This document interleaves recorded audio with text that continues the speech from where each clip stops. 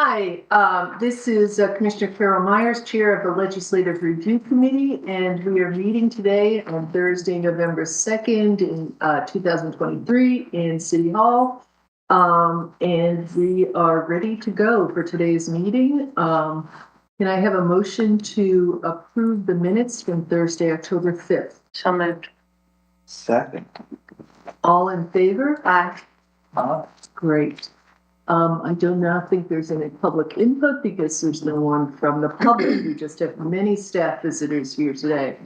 And we're going to move on to item C on the agenda. The commission identified items of interest, and I'm going to hand it over to Assistant Manager Nikki Jones to introduce our first topic of the day.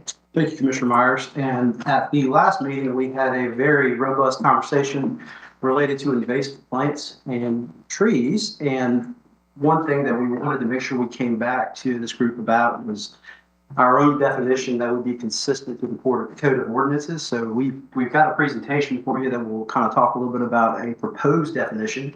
In addition to that, we also talked about Category 1, Category 2 plants and what are actually on those categories as far as that list. So we have some examples and we can go through that list as well. Then we also talked about educating folks and some potential ways for us to educate folks about invasive plants, what we're doing now and what we could do. So we'll be able to talk through that a little bit. One thing I did want to bring up was, I guess I had not a full comprehensive understanding of how we do our plants and trees as it relates to zoning.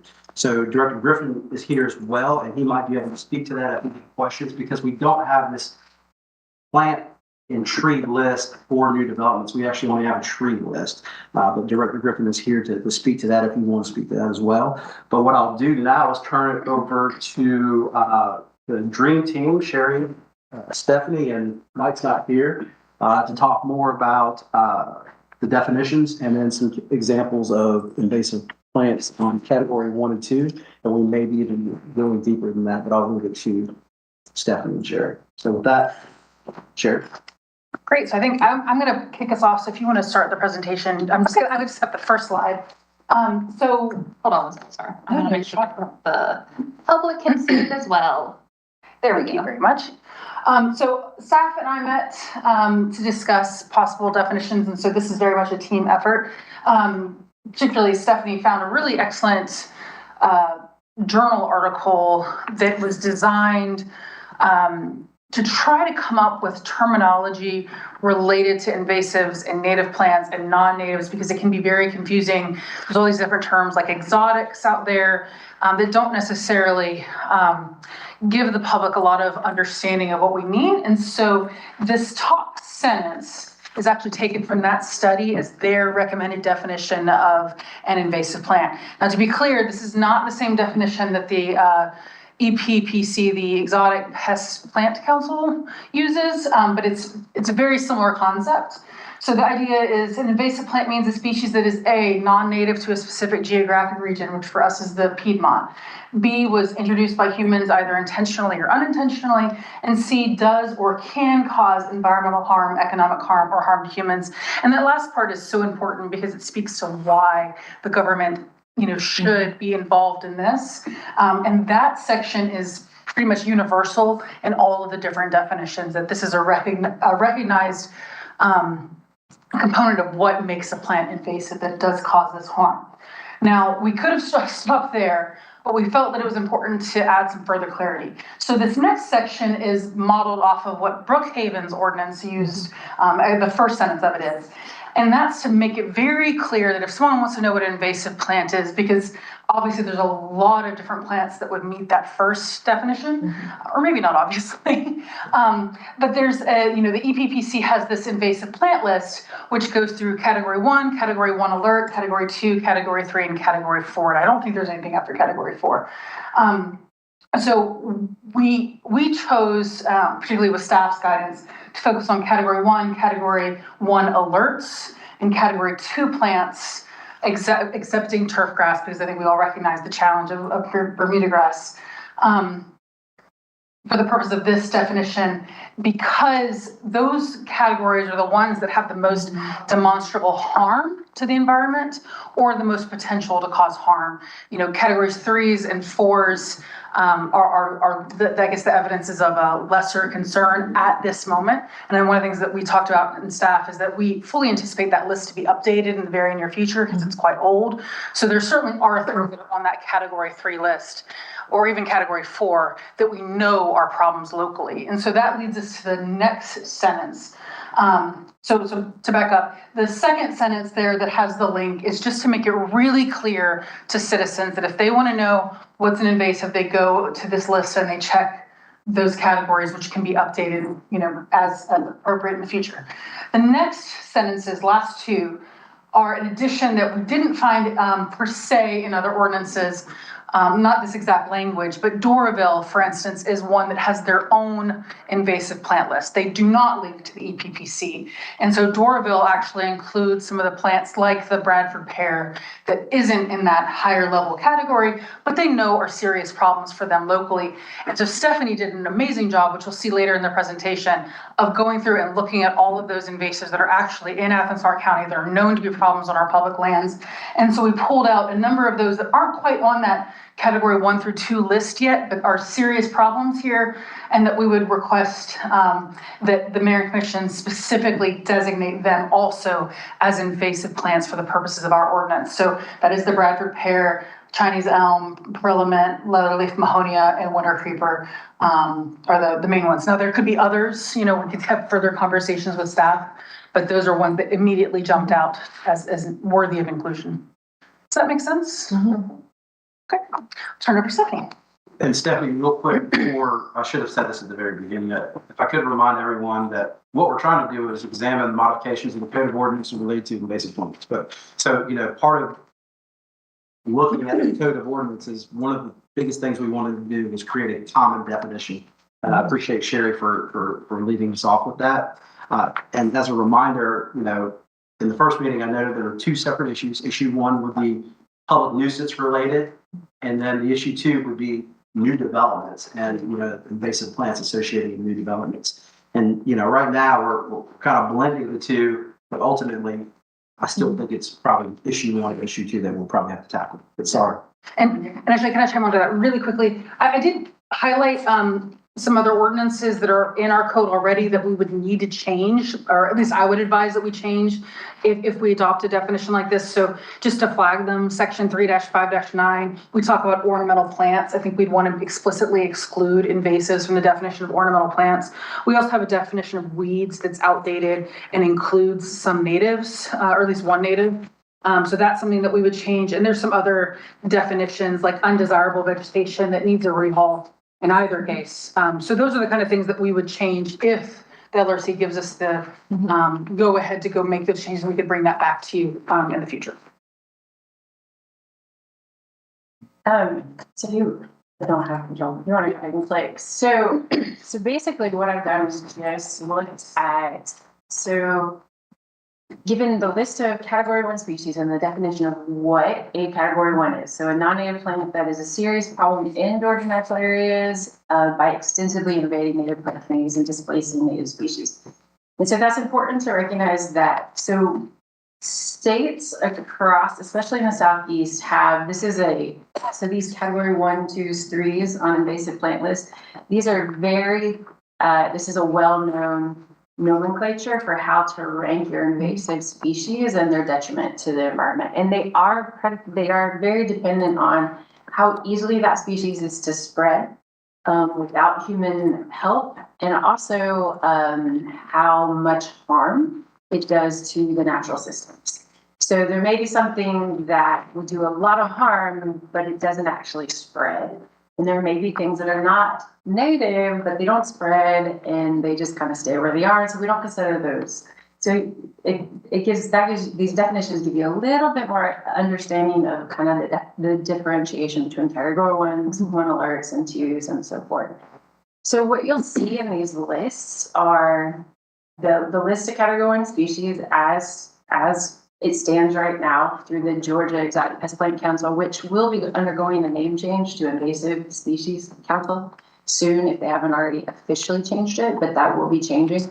So these are the list of those species. And then what I did was I went through iNaturalist, which is a pretty robust, kind of public facing way where you can identify species of all, you name it, and upload it and mark conservation. So I am no way, shape saying that every species that is a native, is non-native, has been, that is in Clarke County is on this list, but it's just a really good way for me to very quickly pull observation data that's referenced. And most of these were research grades. So basically all I'm telling you is that these species with the yes in Clarke County, they have been identified for sure here within the boundaries of Clarke County.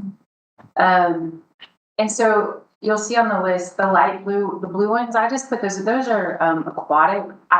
We're not really focusing on aquatic weeds in this context. So while they're on the list, I'm kind of turning a blind eye at this point, but they're on the list. These are kind of the bad nasties of invasive species, not just here in Georgia, but in the South, and then also in kind of the Eastern United States.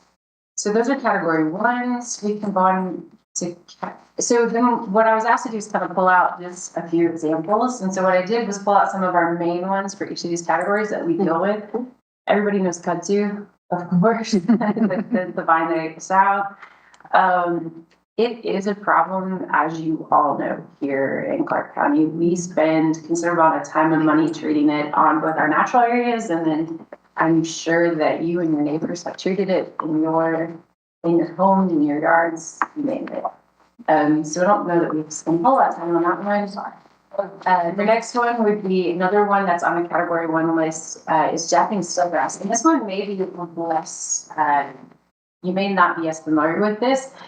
But I guarantee if you've been out in the woods, especially in a wet area, around about March, April, and you look out and the trees haven't leaked out, and you just see this really beautiful emerald green carpet on the ground, your tendency is to say, ooh, that's so pretty. And my tendency is just to shake and like convulsions because it's microstegium. So it is not native. It's extremely invasive and aggressive once it gets established. And it is one of those that it's an annual, it thrives on disturbance. So once it's there, it's going to keep coming up out of those wet areas into your woods until you just have this solid emerald green blanket. And so when we say environmental or ecological harm, sometimes it's hard to put into context. But what we're talking about in most cases is that these species effectively crowd out our native species. So why do we care? It's still green, it's still beautiful in some eyes, surely something eats it. Well, actually,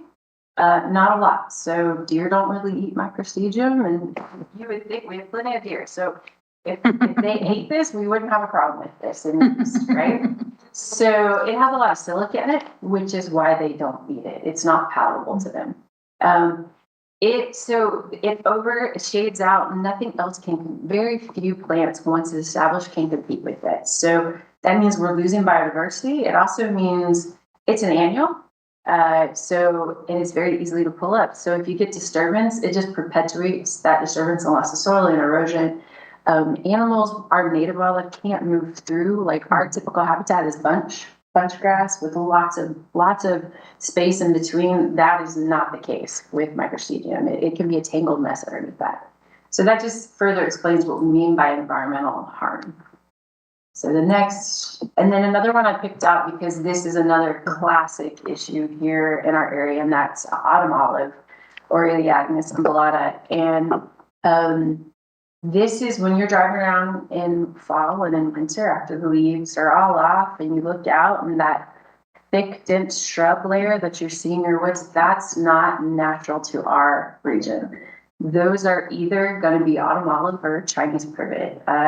They tend to hold their green longer into the season if sometimes they don't lose their leaves at all.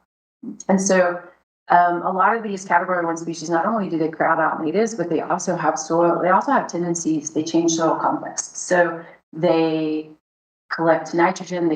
They change the soil in those areas, which then has cascading effects on our habitat and kind of across the board. Things we don't even think about. Like one study showed that kudzu increased pollution, air pollution, and ozone rates. in the area on it. So it's just things we don't think about, right? So go on, you can go ahead. So category 1 alerts are what we hear in our office and what people in the field think of as early detection rapid response plants. These are those plants that when we see them, if we find them, it is a seek, kill, and destroy to the best of our ability as fast as you can, because we don't want them to become established category 1s. Some of these are kind of already on their way to do that. Knotweed would be one of those, Japanese knotweed. But a really good example of a category, what we would see alert here in Clarke County would be the Japanese chafflower. So to my knowledge, there's been 1 or 2 small infestations found. I believe one was at Memorial Park. And when it was found, it was all hands on deck trying to get rid of it. So I know in Atlanta, there's a park that has this. It can do the same thing all the others can do. It just covers up, and it's like all of these quote unquote weeds. The seeds stick to fur and shoes and dogs, and then it gets transported. So you can move on. And like I said, Japanese knotweed was an example of that. We do have this in Clarke County. We are treating it, but it's almost tipping over into just category 1, not a early detection or rapid response. It's really hard to get rid of. And just an example of Japanese chafflower, and you can see those flowers, those seeds turn into kind of little spiky things that stick to anything that kind of walks past it. Category 2s. So interesting thing with category 2s is there are a lot on this list, and they have been found here in Clarke County. A lot of the ones that are on the list, though, are not ones that we really spend a lot of time treating, with the exception of a few. And one of those big exceptions would be, or 2 of the big exceptions would be Nandina, sacred bamboo, and also fishpole bamboo or golden bamboo. We do treat those. There's several of our large county tracts that have pretty bad infestations of bamboo. Now, mind you, that's because someone planted it at some point and it spread from that. Bamboo doesn't tend to seed spread, but when it takes hold, it's extremely hard to get rid of, and it is damaging. In Nandina, it's the same thing. It's left over from people's yards, but there's a concept called lag time within invasive species. And it's this idea that once they're here, they just kind of sit sometimes. And they don't become a problem, and then all of a sudden they hit some tipping point, and scientists aren't really even sure what that tipping point is, but then all of a sudden they're off to the races. And I feel like Nandina is at that cusp for us here in the Southeast. We can go on. Some examples that we treat are another Elaeagnus is thorny olives, and we just kind of treat all of the autumn olives and the Elaeagnus. We just say it's Elaeagnus and we kill it. Okay. At least during this sustainability phase. This is Nandina. Everybody is aware of this. Somebody told me, I was at church the other day and someone said, oh yeah, we call it the McDonald's plant because it's in front of every McDonald's. And I was like, no, that is a great way to explain it. Like it's in front of almost all McDonald's. I don't know if that's true anymore, but when she said that, I was like, no, you're right. So this is actually toxic to birds. Birds that feed on berries can die as a result of it has arsenic in the berries. And it can be toxic to other animals as well. Golden bamboo. Cindy, what is it? Did you mention an app that's used to identify and then you use it to locate? So there's several out there. There's 2 that are tied together. One is a more public facing, just like you want to know what a plant is called, and that's Seek. And it's tied to the other one, which is iNaturalist. Okay. And so iNaturalist, before those you can see if those observations that people put are research grade or if they're just somebody's guessing. But they're both really good. iNaturalist is really good for kind of public sourcing and identification and just I happen to have iNaturalist right here on my phone. Does it mention whether or not something is category 1, 2, or 3? No, because it is a nationwide, actually worldwide. So what it does say, if it's introduced, it will say that it's not a non-native. There's a way that it denotes whether it's introduced or native to the area that you're finding. But it won't give you classifications because those vary from state to state. Right. They're generally the same. Usually what you find on one state list in the South, you're going to find on the other, at least within competitive regions. But that's why they don't have that on it now. This is, I guess, what brought us all to the table, golden bamboo. That's my neighbor's yard. That's your neighbor's yard? Okay. You can see it can be pretty impressively bad. We can go on. I'm trying to talk really fast because I don't want to take all the time here. So these are category 3s. There have been some suggestions. Well, why wouldn't we want to just do all category 1, 2, 3, and 4s?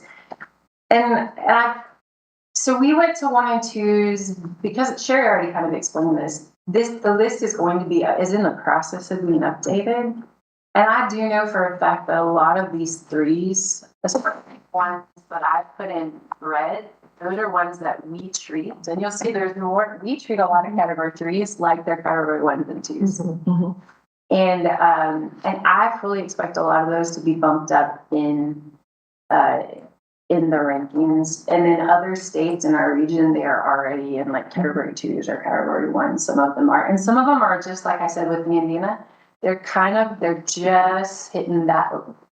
From observational, at least alone, they're at that tipping point in their lifetime where they're going to become a big problem. And some of them, I don't know why they're not already category 1s and 2s on this list, if I'm honest.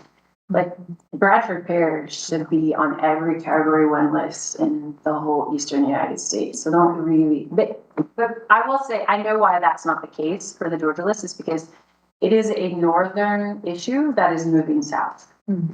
And you don't find it in Florida and in the Gulf Coast plains, but we're right in that area where it's just hitting us. And when it hits us, it's not good kind of situation. So we can go on.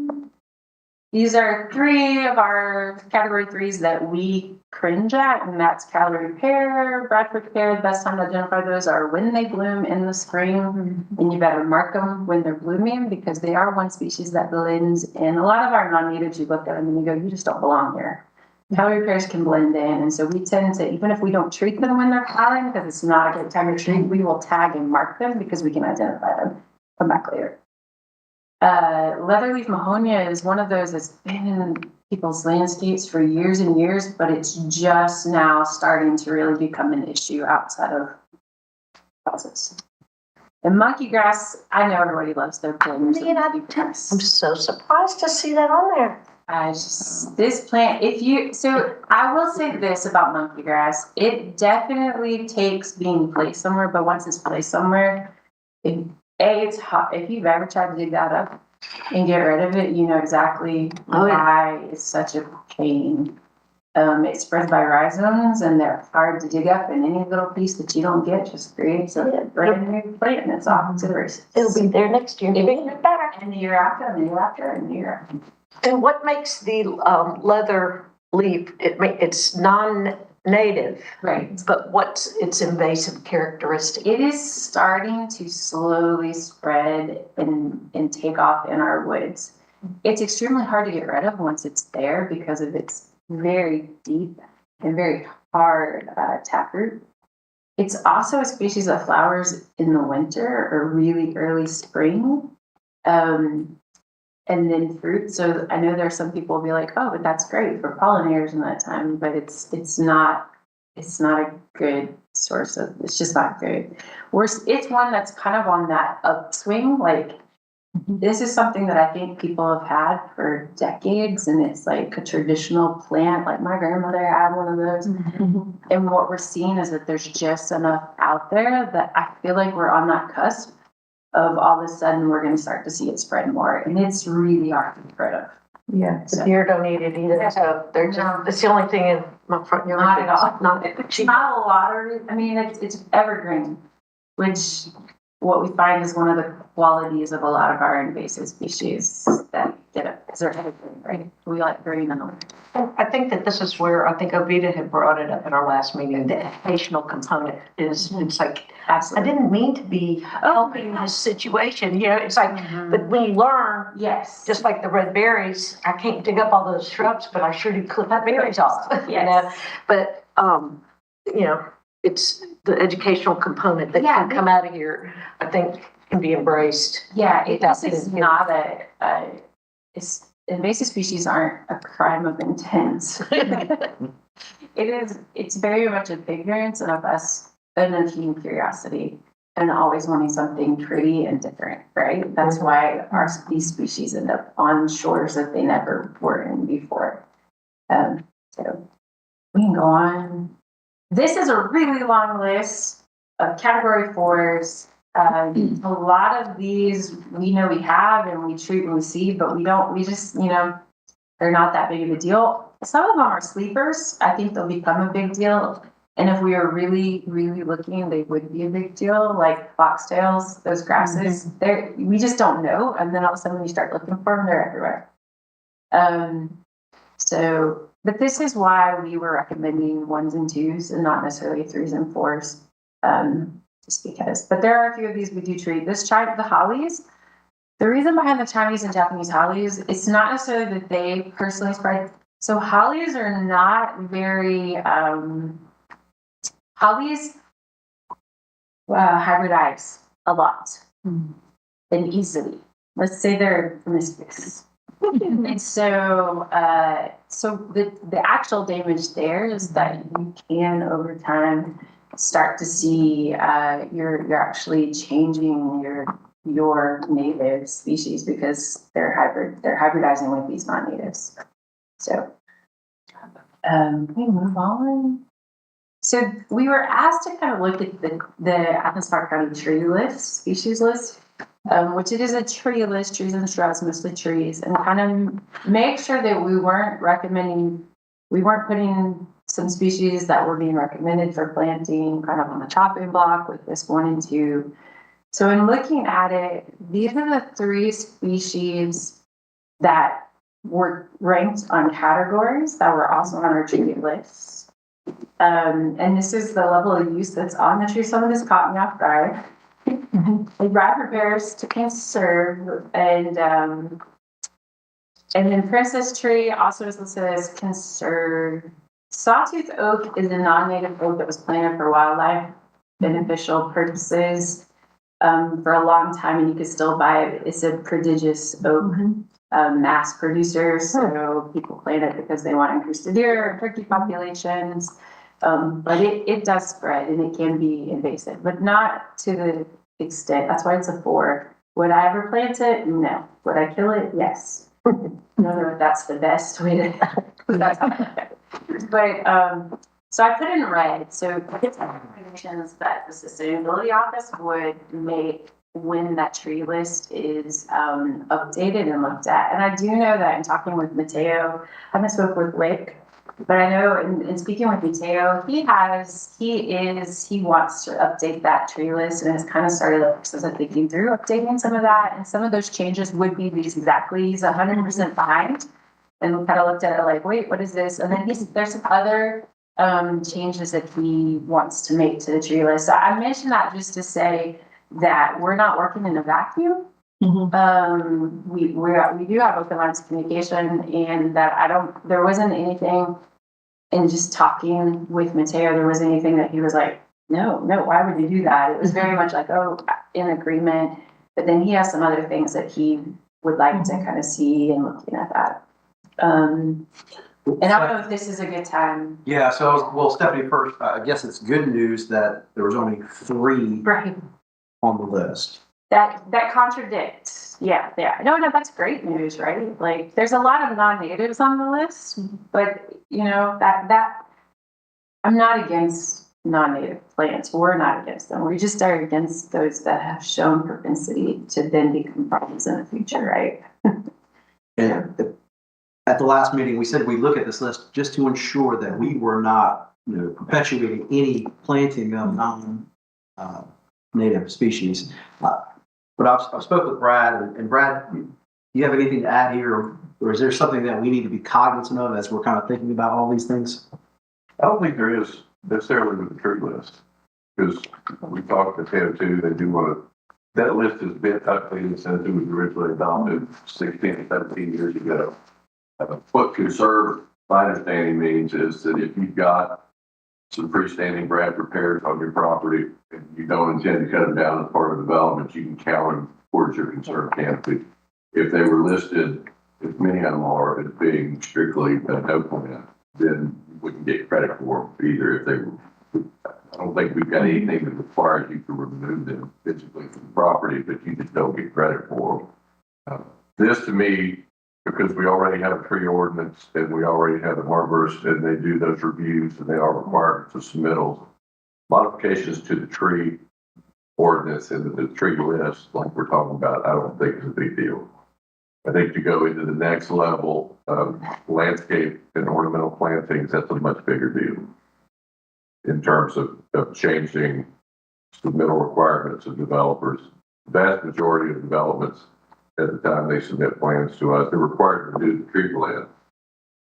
They don't have finalized landscape plans submitted. And even if they did, the first thing we have to do is we start having to require for all new developments other than single family, you've got to have a finished, completed landscape plan for your entire project with plant schedule submitted at that point, which is an added layer of complexity that they're normally not prepared to do at the time they submit. Next thing it does is it requires, it's more work on staff.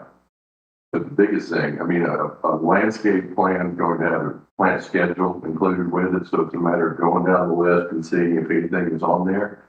But then it also requires all of the planners to do final inspections to know what all those plants look like when they go out there, and to inspect every plant on the ground, not just the trees and the buffers, which is that's more work effort.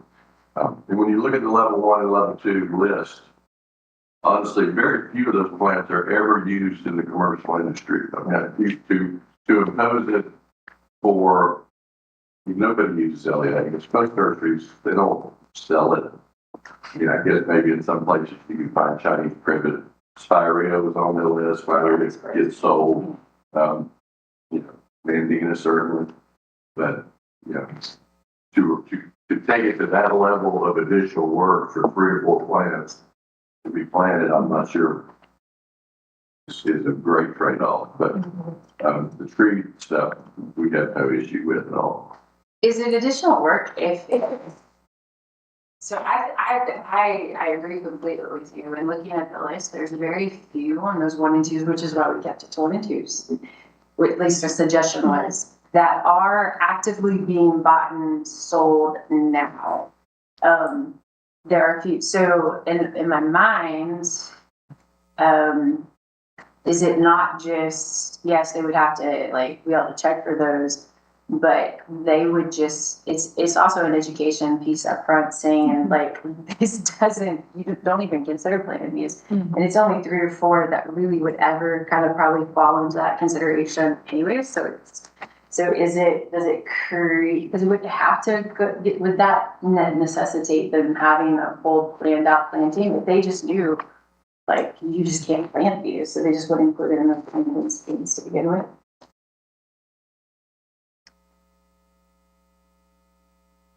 I'm not sure how we would regulate it. I mean, if we didn't have something to look at and sign off on, so there was no landscape plan submitted. Right. And then we go out and do the inspection, and they planted 2,000 spirea and andina foundation plantings around it. And at that point, we say no, because there was a section in the code that said you can't plant those, and so you got to rip them all out. I think that it's more difficult when we try to enforce things after the fact and we never actually reviewed in the first place from a legal standpoint. Even though, you know, I think you probably could.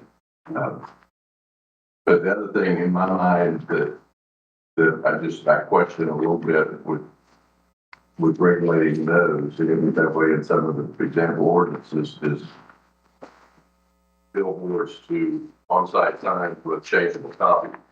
You know, it makes no sense to tell one they can't do it if you let another one do it. You know, if we're not going to restrict a homeowner's ability to buy an andina in Oconee County at Home Depot and plant in their yard, how effective is not letting the commercial person put it in front of McDonald's? You know, I don't know. I mean, any limit is good. And I think to me, it's more of an educational thing and it's discouraged.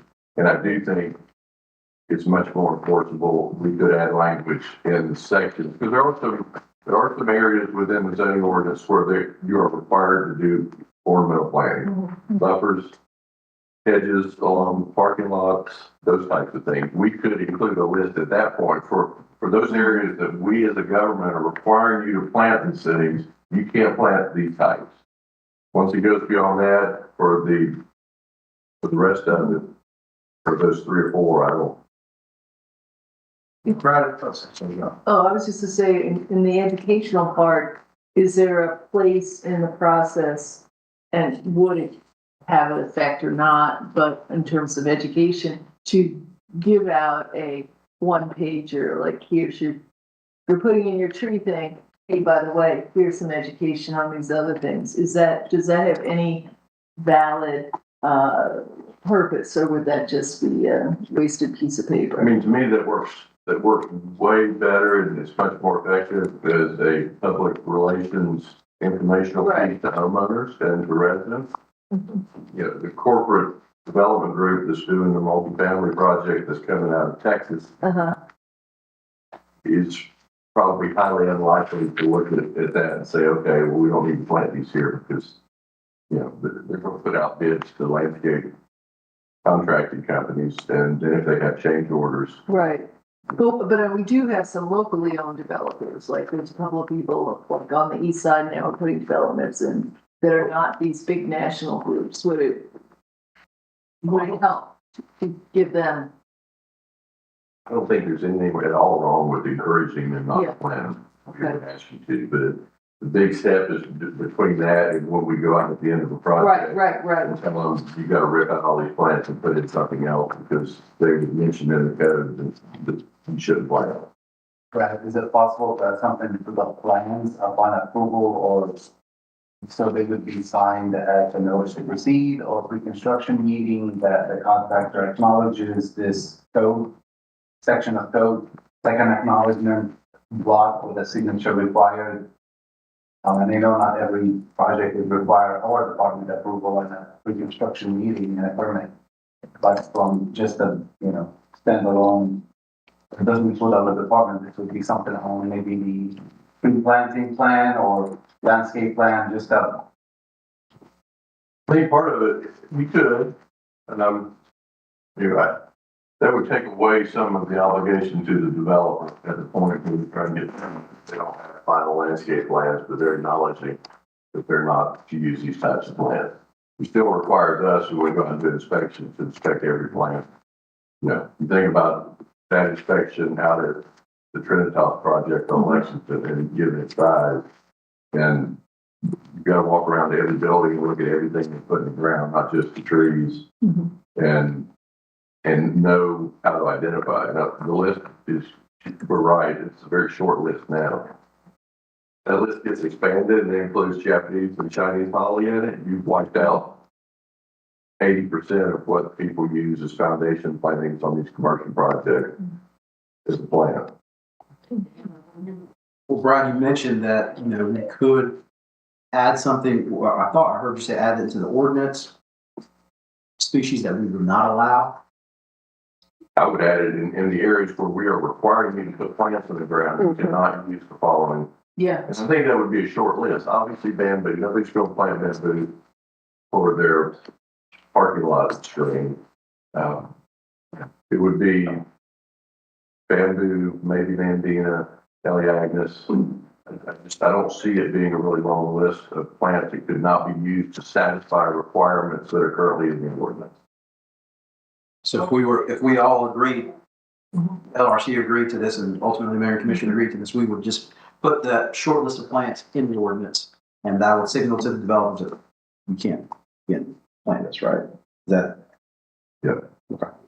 Especially because it's coming forward as a report. Last thing we want to do is require a buffer, and then it turns into one of the no's. But when it's somebody's choice, we can't really get into choices outside of the requirement, more than just the educational component. If I can speak to that, I think we absolutely can. This is different than a lot of the things that we regulate. This is very clearly a nuisance, and I'm not saying this just because it's personal interest.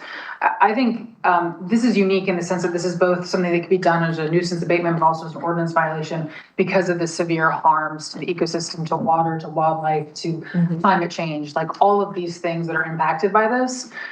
So, if you look, we have some sample ordinances. So the one that's most close to what Brad was talking about is Doraville's, and they require a number of things, but their ordinance really is only triggered if you have a land disturbance permit, or some other kind of like tree plans required, or you're planting three trees. Not only do they require, you to not plant invasives, and they have their special list, but they also require that if you identify any of those invasive species on your property, that you actually have to affirmatively remove them before moving forward. So that's a pretty like expanded model. Yeah. We have others like Atlanta that specifically prohibit the planting of certain trees on property. Now it's a little limited. It's only adjacent to streets and sidewalks. It's not totally across your private property. But I mean, I think, we could affirmatively declare that certain invasives, like at the very least kudzu and wisteria are nuisances and can't be planted and or need to be removed. So it's just up to what the mayor and commission wishes to do. I guess it's it. I think there's justification to take those kind of steps in this unique situation. Right. Well, I definitely need more time to read the wealth of information that you sent to us as far as studying up on this topic. I'm not studied up enough to move anything forward today. Oh, yeah. Jesse? I have a few questions. Okay. The first I think is for you, Sherry.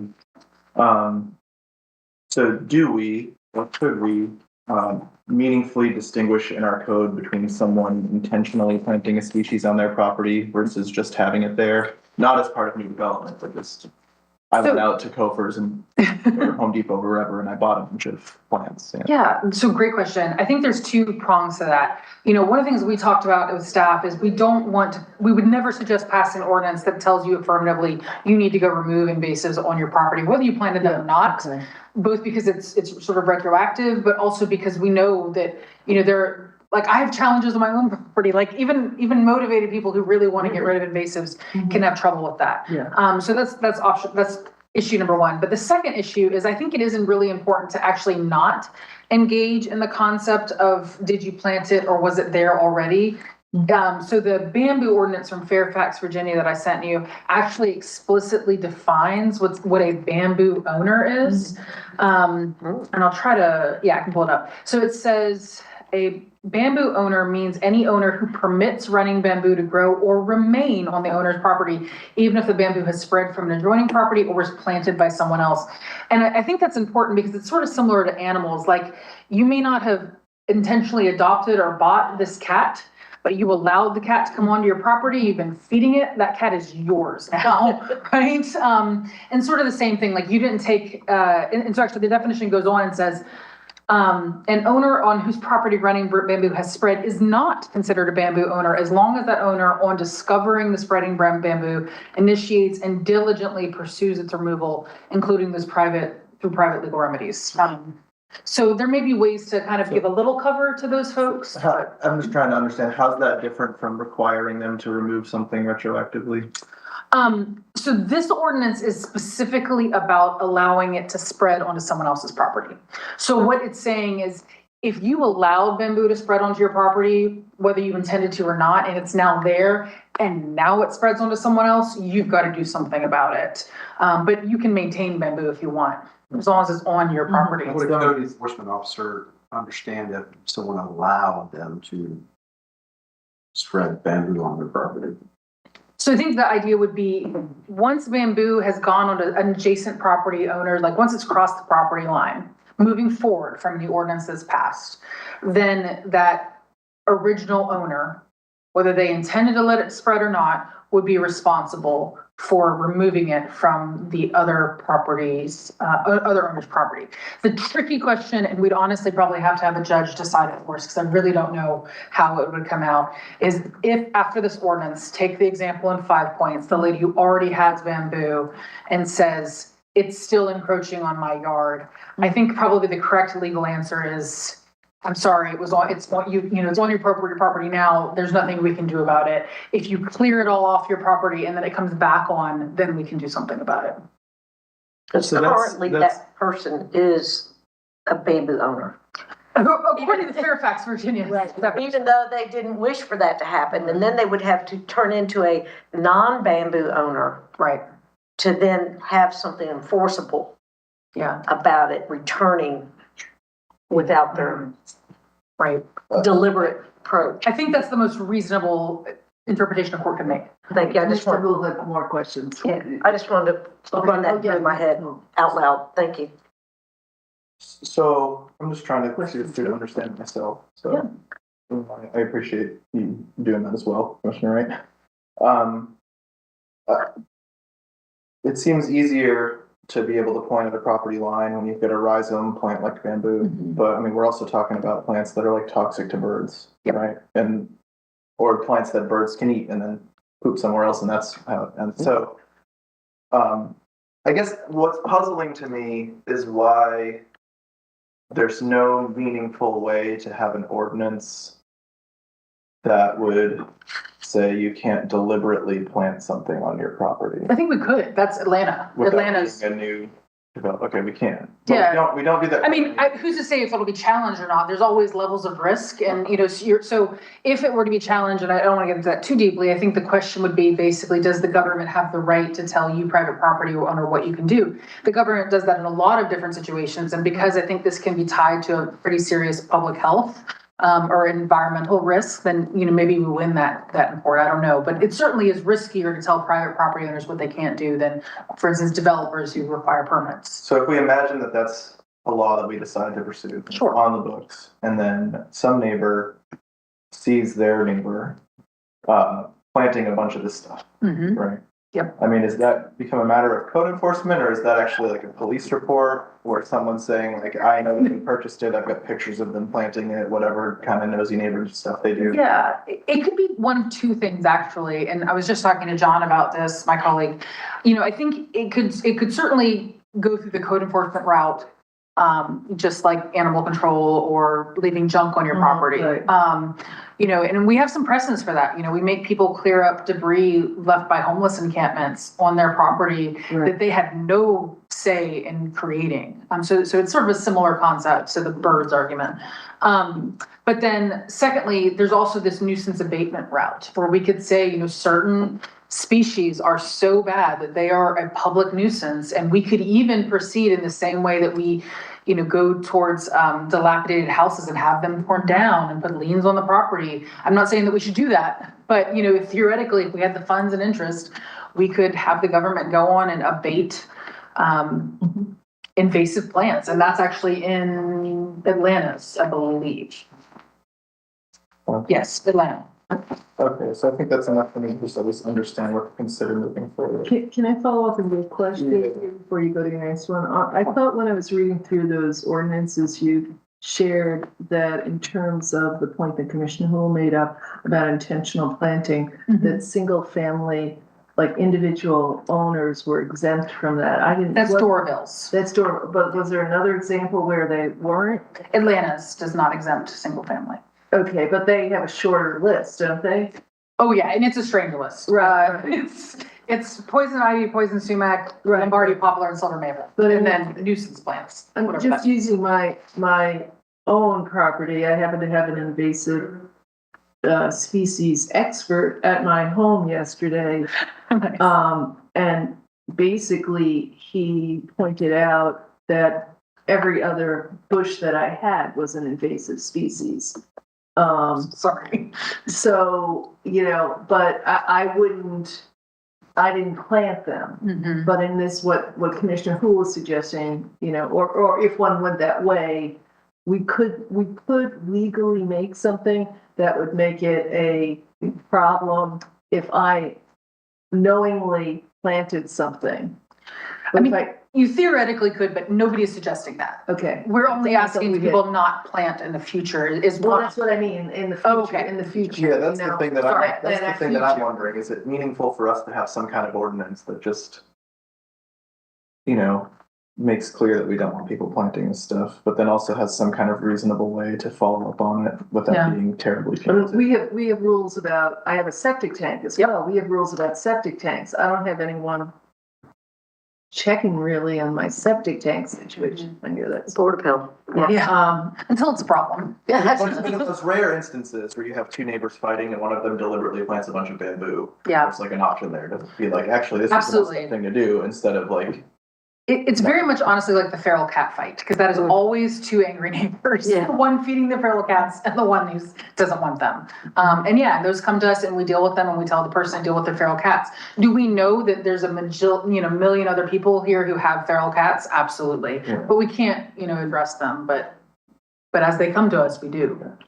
I have a couple questions for Yes, Stephanie, question. if that's all right. So this is a few slides back, but why are we exempting turf grasses? Just so I can understand that.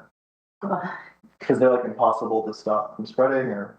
Well, it's hard to, so from a practical standpoint, and then also from a point of view of like, if you're planting, so like Bahia would be Bahia Bermuda.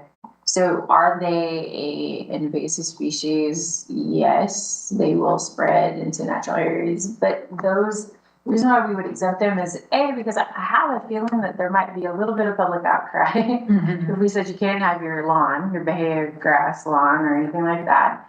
And then in the grand scheme of what we're trying to stop, they don't,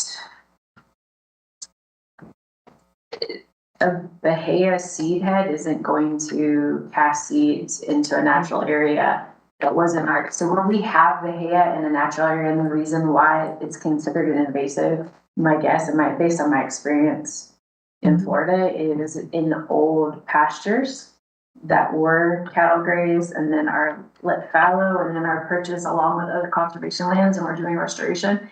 It is extremely expensive and hard to get rid of Bahia in those type of habitat situations. We would not, I can't think of a situation within our natural areas in Athens-Clarke County, and I'm sure there might be one where we would be faced with an issue that it's Bahia. It doesn't rise to the same level as some of the other ones in the way it spreads and like the issues that it would cause in our lives. If I can chime in really quickly, that said, we could have different levels of categories that apply to different sections. So Brookhaven's, it applies to all of the categories. And I think the reason they justified that is that it only kicks in if you allow it to spread. So if you were allowing your Bermuda grass to spread across the lot into someone who has gotten rid of their lawn, they could come ask for a citation to be issued, but it doesn't apply to anything else generally. So that's an option if, again, if it really depends on what you all are interested in. Currently, what I'm thinking is something along those lines makes the most sense, but, so my other question for you, Stephanie, you said we're exempting aquatic, and I was just trying to understand, like, is that because those are like saltwater species or like, yeah. So I misspoke. I'm not saying we exempt aquatic, I'm just saying that I was not focusing on the aquatic in this. I was looking at terrestrial. Okay. Partly because I would have to do a little bit more digging to figure out what aquatic invasives we have that are actually a threat here within the county.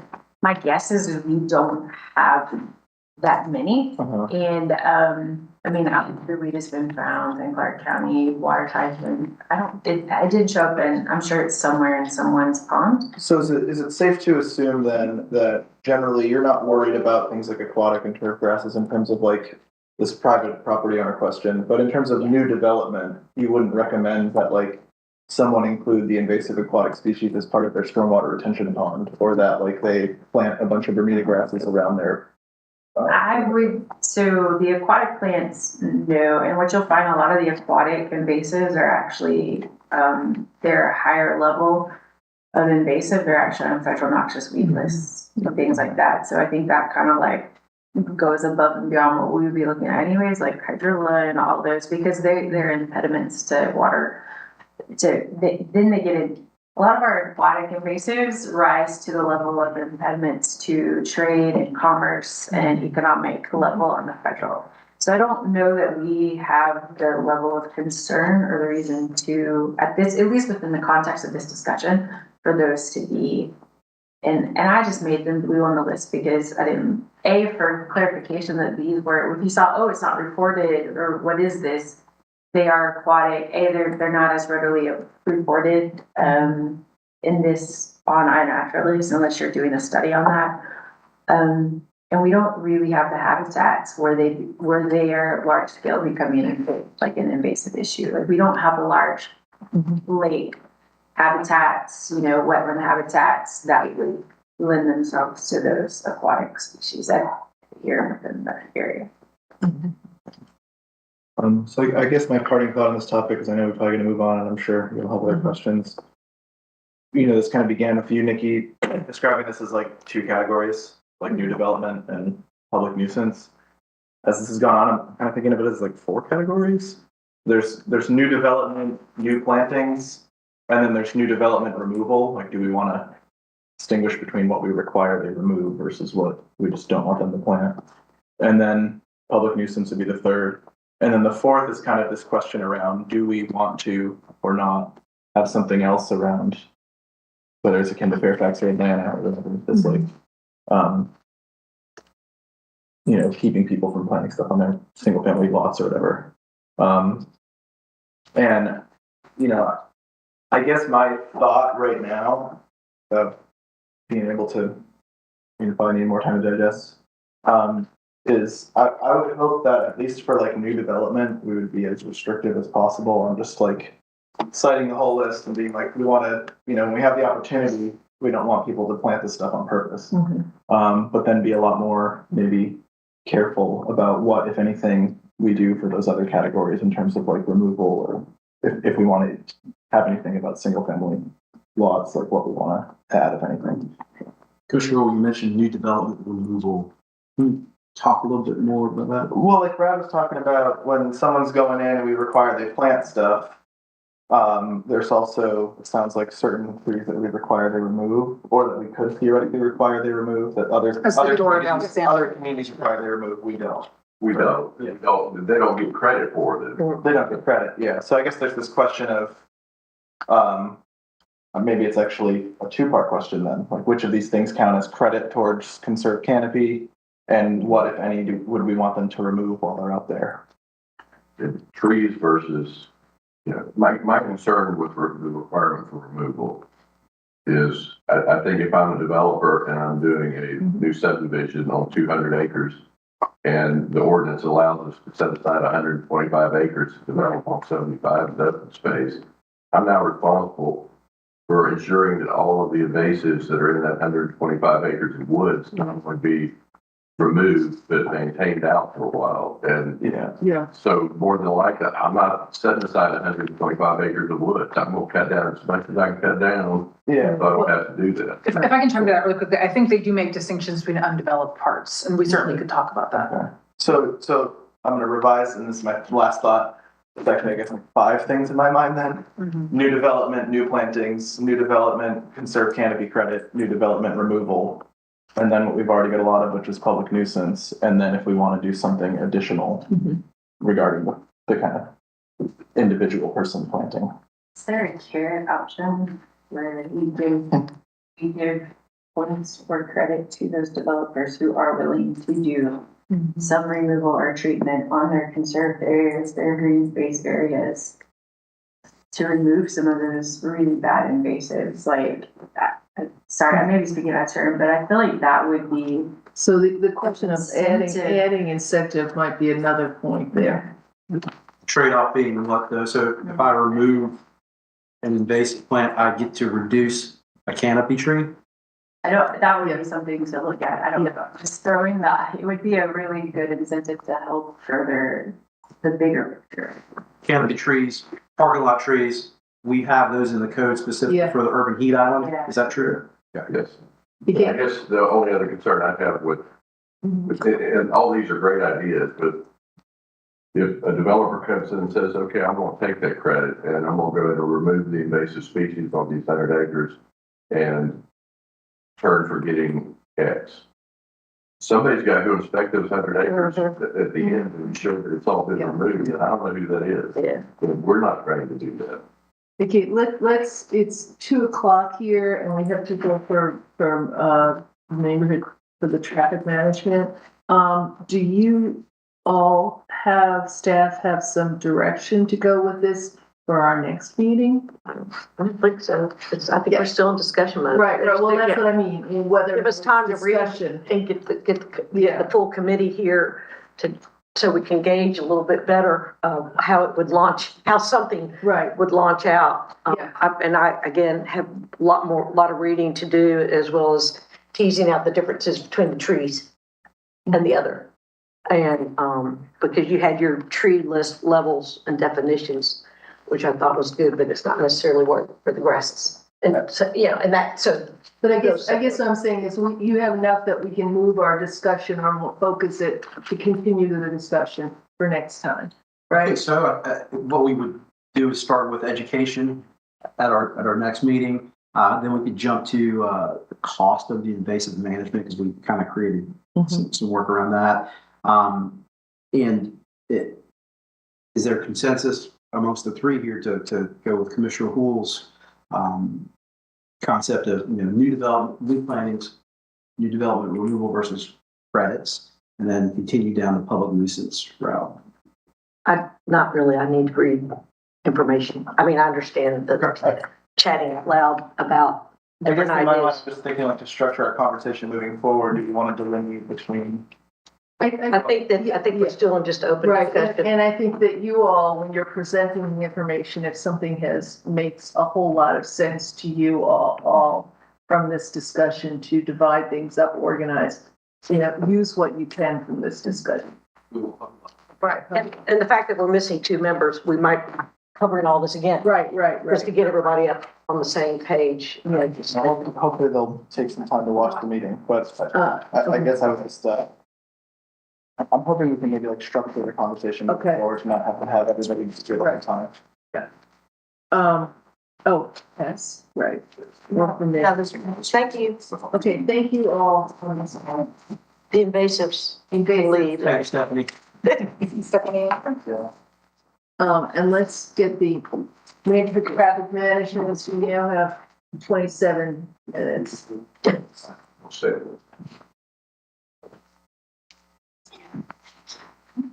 I'm not gonna look at the trees the same now. All right now. Yeah. Another. So, assistant manager, do you, would you like to, give us an intro to this topic? Yes. I mean, you with the, residential traffic management? Certainly.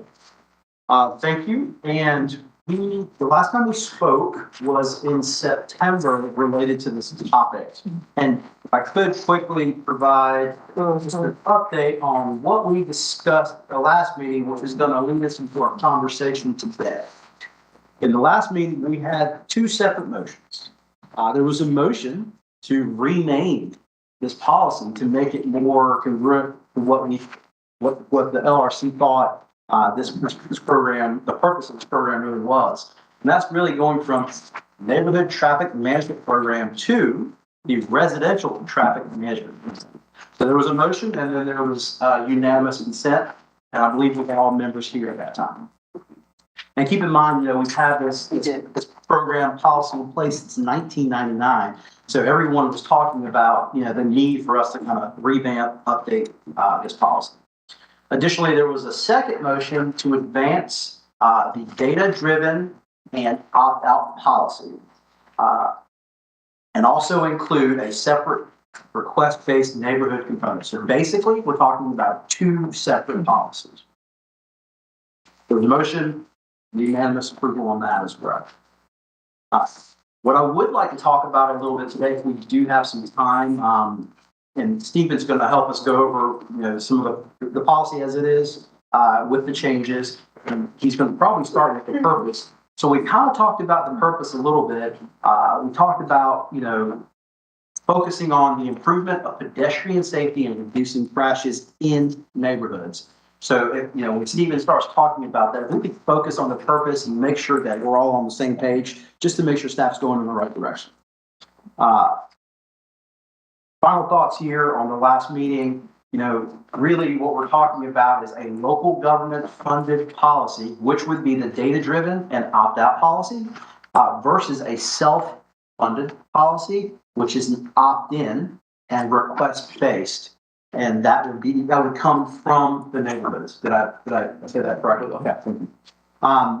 As we were talking about that, some of the policy changes, we talked about were, updating the policy to include, some GDOT categories that were congruent, understanding what is classified as local roadways under GDOT categories. We did hear consensus as related to including access roads, because I know we had some conversations about access roads, and we landed on including access roads, which does wonders for our model, as I understand it, or the model that TPW is using. So thank you for that. And then, the criteria. So two of the biggest criteria we were kind of going back and forth on, crash history and severity. In what you'll see today, it's my understanding that crash history and severity are actually together in what we'll be presenting today. And then density, and we can talk a little bit about density. So we sat down with the planning department to see the best way we could try to include density, and we think we might have a bit of a solution, but I don't want to steal TPW's thunder. And with that, that's kind of what we talked about at the September meeting. So where we're going today is talking about the updated policy. Stephen's going to walk us through that, and then subsequent to that, we're going to talk about the criteria and the weighting of the policies, and Sherelle is going to walk us through an activity, which is pretty cool, and I think it's going to be hands-on, so I think commissioners will appreciate being able to make decisions about weighting. Excellent.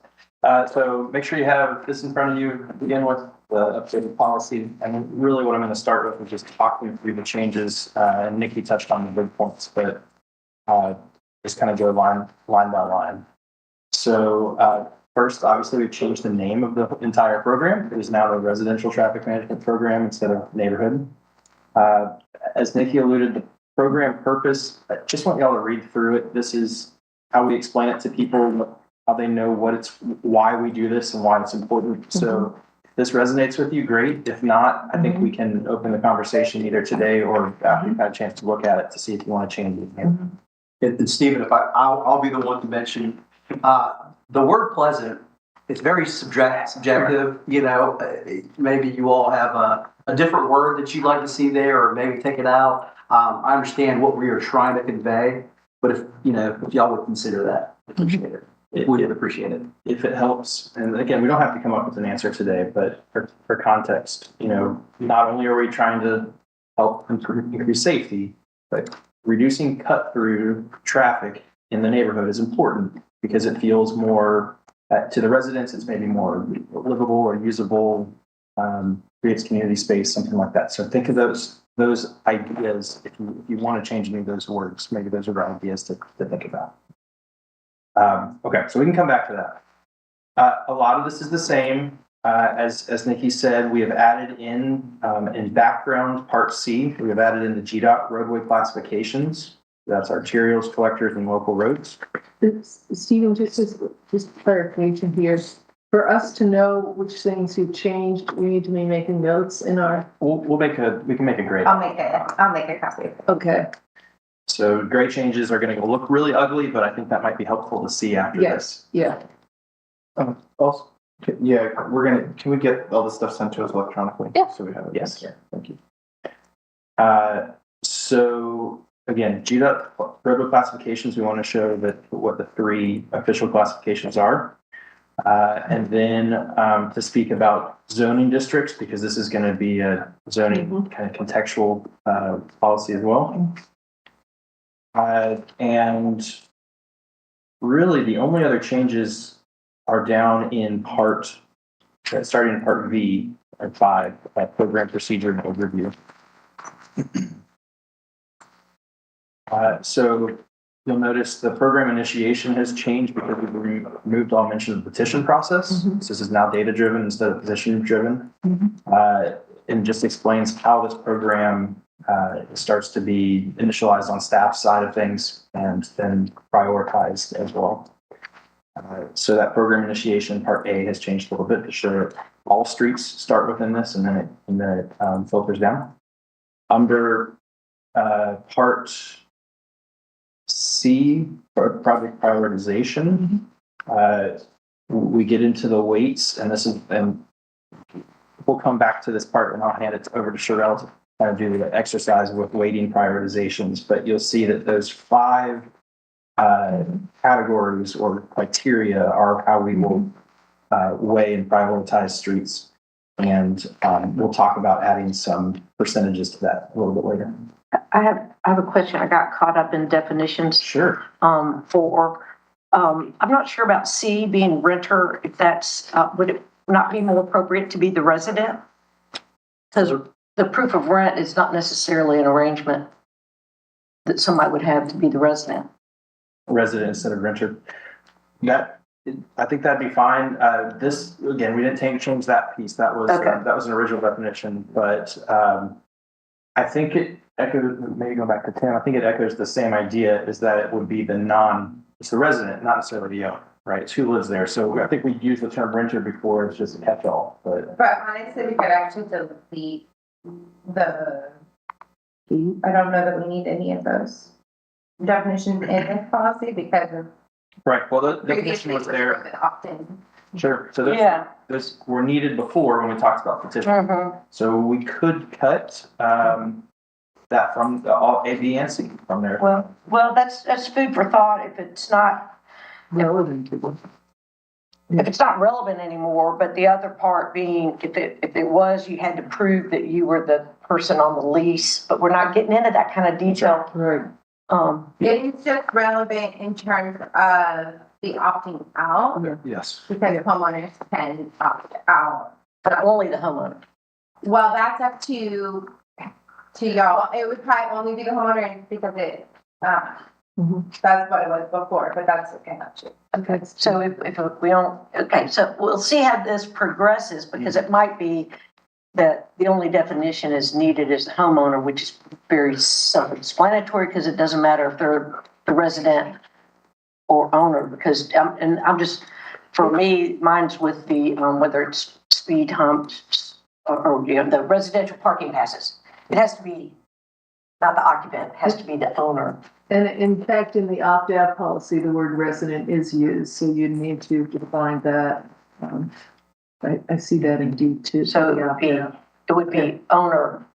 Anyway, so we'll just, as it moves forward, we'll know whether those distinctions. Okay. Yeah, and that's definitely, I want to give y'all time to digest it before we delve into that.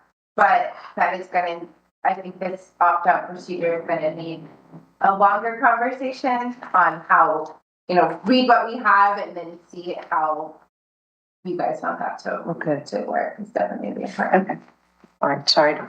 No, I That's good.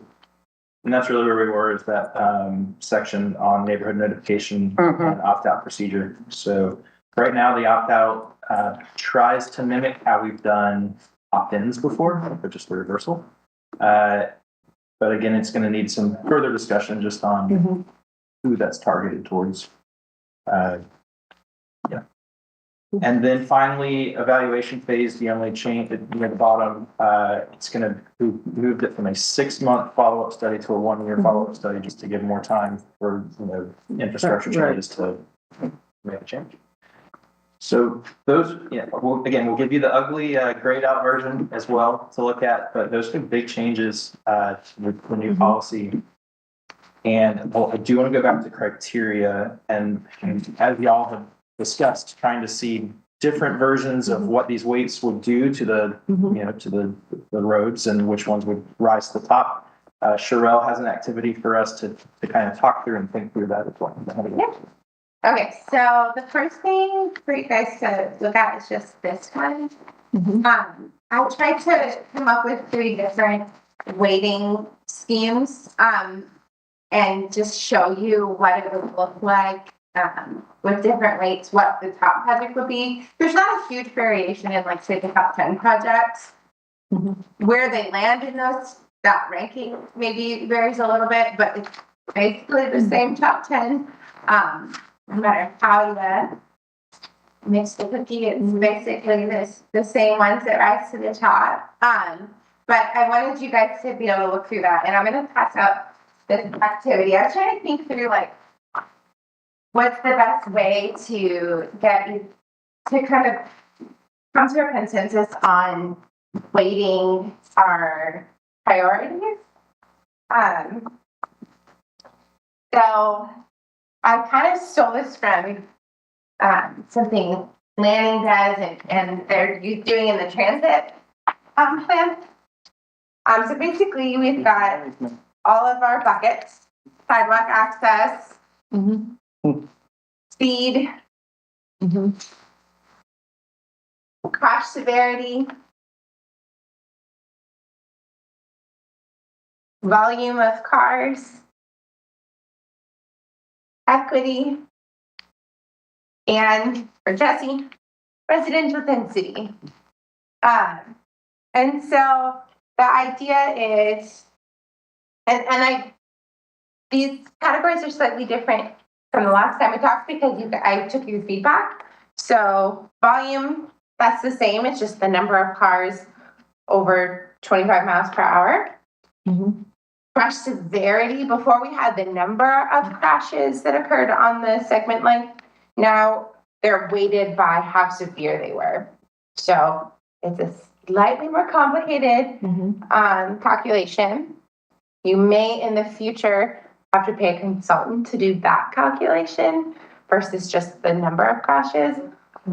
So that is something to think about, but it does give you a little bit more of an emphasis on places where we're actually getting injured in crashes. And then we've got sidewalk access. That one's the same, just what percent, it's 100 minus whatever percent of the road has sidewalk on it. Then we've got equity. This one is slightly different because in order to do something that could be generalized across the whole county and in light of some new guidance from FHWA, I'm using the Social Vulnerability Index. Are y'all familiar with that index? No? It is a CDC's index, and it has 16 factors that weigh into it, and the FHWA has been relying really heavily on that index, and also just in my academic world, that's the index we also use. And it's really great because it takes into account things like vehicle ownership, and poverty and language and all sorts of things that kind of are good indicators for how vulnerable a population would be. It's originally designed for in a natural disaster, but it also is highly correlated with crash risks. And again, my other world of academia, I actually am publishing a paper right now on how crash risk and SVI are related. So they're highly correlated here in Georgia. GDOT is also publishing some work on that. So it's a good indicator of crash risk. And also, it's easy to implement because SVI isn't going anywhere. It's been around for a long time and the CDC plans to continue using it. So it's a lot of times we struggle to use indicators just because we're not sure if they'll stay around. This one's here for the long haul. So that's why I chose it. You did say CDC. CDC, Centers for Disease Control. I know. I just want to make sure, because I'm a big fan of it. Yeah. I could give like an hour-long presentation on that one because I'm really a big fan of it. And then the last one is residential density. And that one is just number of people per, I believe, block group. So it's not like census blocks. Yes, census blocks. We had a long conversation with planning. We all tried to put our heads together to come up with something like a little bit more nuanced than that. And none of us could think of an easy way to do it. So that was kind of as detailed of density as we could come up with without diving into something really, really complicated that it even goes beyond like my geospatial ability. So The census data is there for a reason. yes, That's right. easy to use. That's right. So it's consistent. Yeah, we can. We know that way. It's It's definitely always not gonna, going yeah, it's anywhere. always gonna be there. Yeah. That's right. So you each have 20 beads, which kind of represents like 5% of the score. And what I would love for you to do is to just drop however many beads you want in each bucket and kind of how you would weight it. Keeping in mind, of course, that volume and speed are the problems that this program solves. So if, so in my in my judgment, volume and speed should have the highest weight because this program, we saw on Boulevard that we had a great reduction in speed and a huge decrease in the number of people who were using Boulevard as a cut-through street, and the volume went down. So we know that the types of countermeasures that we are using are great at slowing cars down and reducing speed. So if we weight those more heavily, then we'll pick the right projects that are appropriate for the program. And Sherelle, just to be clear, it's not just your judgment, it's TPW's judgment, and it's the purpose of this policy. Okay. Yes. That's Thank you. Right. Just like reverse Halloween. So we got I almost did it with candy. I didn't have enough candy to do it, but And those are portable water balls. these are portable water bowls, and you're welcome to take them when we're done. I stole them from Stormwater. You might need to bring it back About for next committee. One question about you said that the crash is now redefined to be crash severity. Is that like crash severity is factored in and you're still looking at total Yeah, number so of it's crashes? like Okay. one It's not what I point, was saying. it's like 1 point for a crash that only had property damage, and then like 11 points for a crash that had just a minor injury. So you get like the more severe, the more weight. But we are just- still looking at all crashes. We can either call it crash history and weighted on severity. Okay. Yes. And the severity of the injury is the person in the vehicle or the person outside the vehicle? It's anyone. Yes, yeah, that's right. Yeah. We're not throwing them. Yeah, I think that would be a little difficult. Yeah, I could like just line them up or something to make it easier to see them. The names.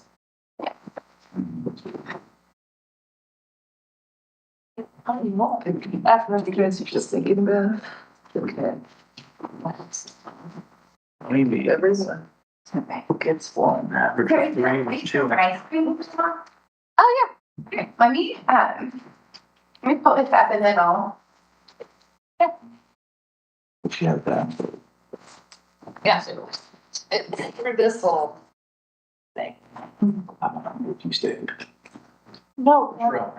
Let's sit here. Don't worry.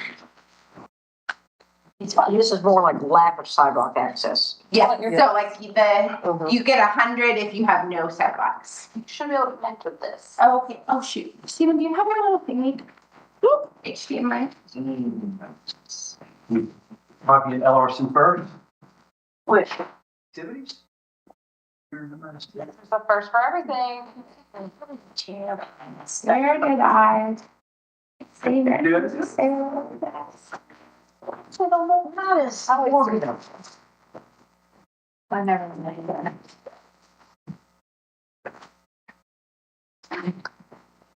Oh, stop, no more cheese on me.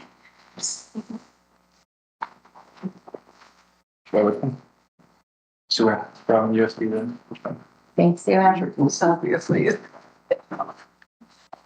Obviously, this is not a dissertation. This is. But, yeah. No, but it's fun. It's a fun way to think through it. Yeah.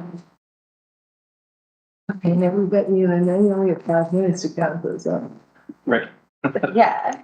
Well, we could get the results next time. That's, Yeah, so you could say it. Anticipate it. Let me see. Yeah, you could actually do that by, giving points, sending out points to, Commissioner Culpepper and Commissioner. Oh, that's true. That. Yeah. By those numbers up. We gotta do this again, that's, I don't know. What? Idea was to be independent, not to be. No, Yeah. individually, we could send it to them. Exactly. Right, Yeah. we could send. Without letting them know what the results are. Yeah. Oh, no, before you let it, and it was fun, like, I was keeping track of it. I wasn't keeping track of anyone. I'm just kidding, you do what you. Yes, yeah. Oh. Okay. That's one thing.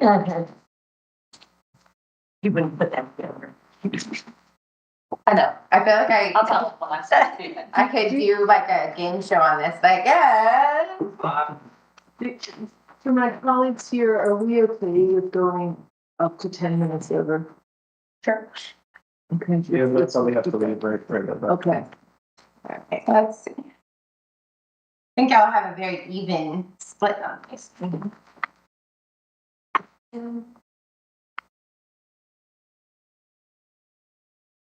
I think I got yet more reading to do before I can do much chiming in.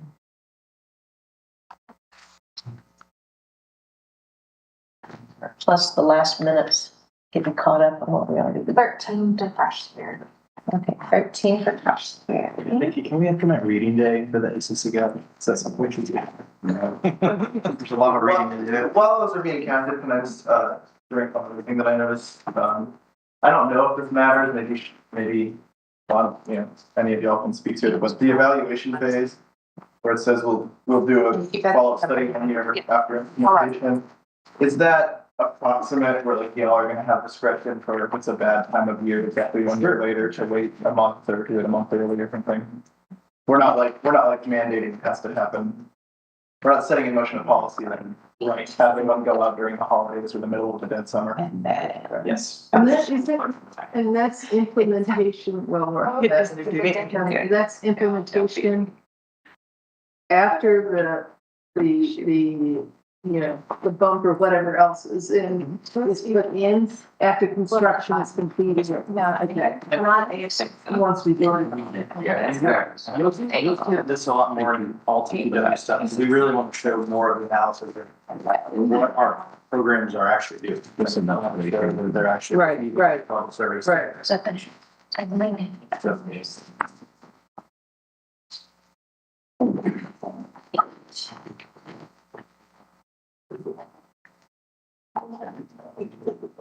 What's that? 12.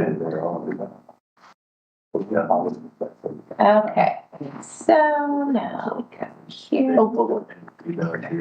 What? I didn't see what we had done. Two sets. I want to put John and Rita set of like what. Yes, I will. I'll have Vicky write on this. I think you're not. I'll put them in the mailbox. Yeah, I have plenty. Oh. They're not. They're be resting. Here's one. I definitely didn't write on. These are permanent. So you Red don't. hairs that we're gonna look at. These are like 10 and 14. That's approximately. It's my neighborhood. Hurry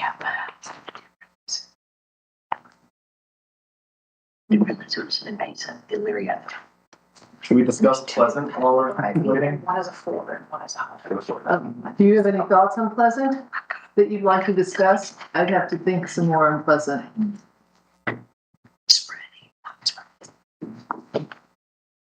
Commissioner Wright, do you have anything to say Accessible. about the word on Pleasant? Okay, pardon? The word pleasant in this. Oh, I wrote down a couple things, inviting, welcoming, something like that. It's the, the after dinner stroll that people like in their neighborhood, then they had a tea calming. What do you think of accessible? I have a top of my list. Accessible, livable, usable, multi-purpose, communal. Not everybody does it. Increased number. What were some of the other words? Can you think? These are just while I was. What'd you come up with as accessible, livable? Does it have to have something in there? Can we just say thereby improving pedestrian safety for the residents of Athens-Clarke County? Well, if we're talking about the concept of creating, if we wanted to have that aspect of it, that it makes it a more livable, usable residential areas. I mean, in some ways, there's another word for you. I mean, do we want to have that subjective part about the livability versus the safety? So the fact that I might feel like it's okay to walk a kid in the street, go through the neighborhood at Halloween, and that has to do with safety. Do we need it? That's a good question. I think it goes back to that context of, so safety, I think, is the most important reason why we do this. Yeah. But one of the other things that people talked about is, well, we reduce cut through traffic, not just because it makes it safer, but because we don't like cut through traffic, right? That was what people kept saying. Yeah. So if there's another word to use that just meant that, I don't know that there is. That's the beginning of this And I would discussion. dare say that there's places that people walk in their residential areas that doesn't make it more pleasant, Exactly. just because it's safe Right. to walk. Yeah. Yes. Or we didn't like that word. Yeah. Are we ready here for our? 1 second, sorry. Accessible, livable, what were the other ones? Not that these are. I just wonder how much subjective, Yeah, right. livable, That's right. fostering. When I was on the school board and we were trying to do safe routes to school and sort of share, and it was legally not a good idea for us to say Right. this is a safe route because Mm-hmm. you can't really, I mean, you can improve it, you can give an idea, and same with telling where bus stops are, because all of a sudden you start putting at bus stops, and then somebody who has a, who's prohibited from being, sex offenders. So then all of a sudden, you're putting a bus, anyway, so there's certain things that you should try to legally say, but you can't really. It's safe if the kid stays on the sidewalk I mean, and nobody drives Yeah. up on the sidewalk. So anyway, actually, if we're looking at where we were putting all our little beads, all of those had to do with safety. They did not have to do with pleasant. I mean, I'm thinking pleasant. There's trees, there's shade, there's something attractive to look at. So that sort of goes along with your thinking of why have this in here. If that's Right. really, if it's 100 degrees in the summer, it's not pleasant. yeah, well, even under a tree, right? Anyway, Okay, are we, now that we've had that chatter on that word, are we ready for our results? Sorry. I have to switch between 3 Excel spreadsheets to actually make this work because of the way the formulas work. I'm really sorry. Okay. This is sorry. Well, I just this one, expand, and then If you're still looking at that, one thing you may want to consider if you're gonna make that change is to make it improving both pedestrian and, driver safety, because part of it is to reduce crashes, which may or may not involve pedestrians. Just a thought. I think this always goes back to like our government, our powers and our authorities. So I think public safety is obviously a clear police power, so I don't think it has to have anything else if you don't want to have another justice. So just public safety? oh no. That would certainly be appropriate. Yeah, I just deleted it. I'm so sorry. Oh no. Controls Can we hit back? No. Because I closed it. I I closed it. think I'd like to keep, the word pedestrian in there. Yeah. Pedestrian and public safety meetings, just to really emphasize that we want this to be. Well, yeah, and there's a term we used in the, We might all understand that.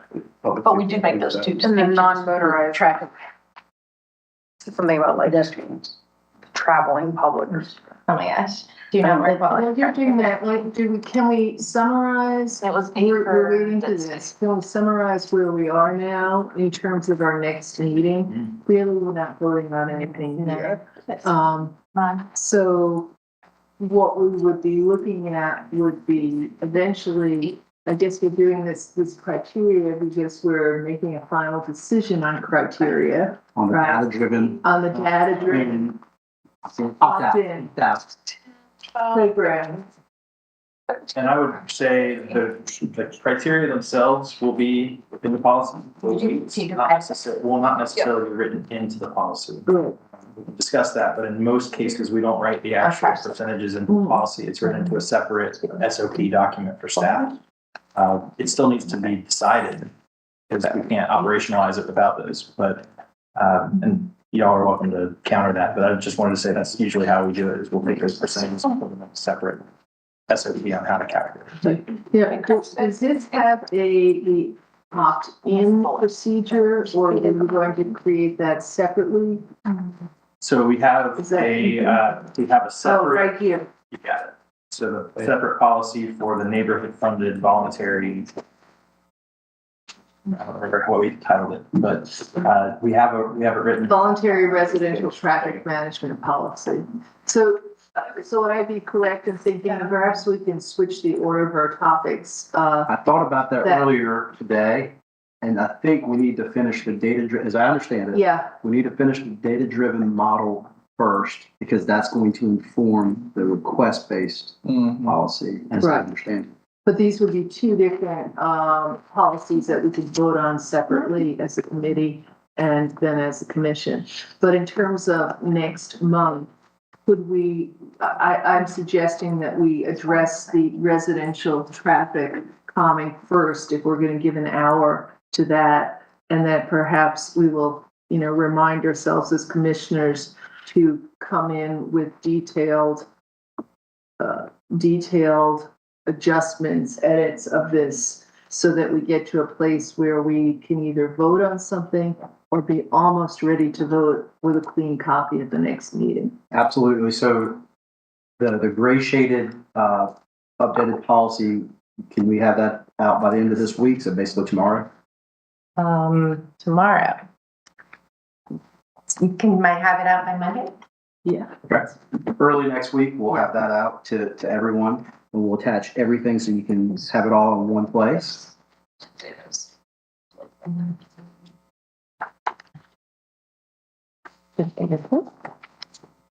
So we will work through The entire policy with gray shade, and if LRC is okay with it, what we can do is take all your comments and then put it into a kind of a final draft for that following meeting.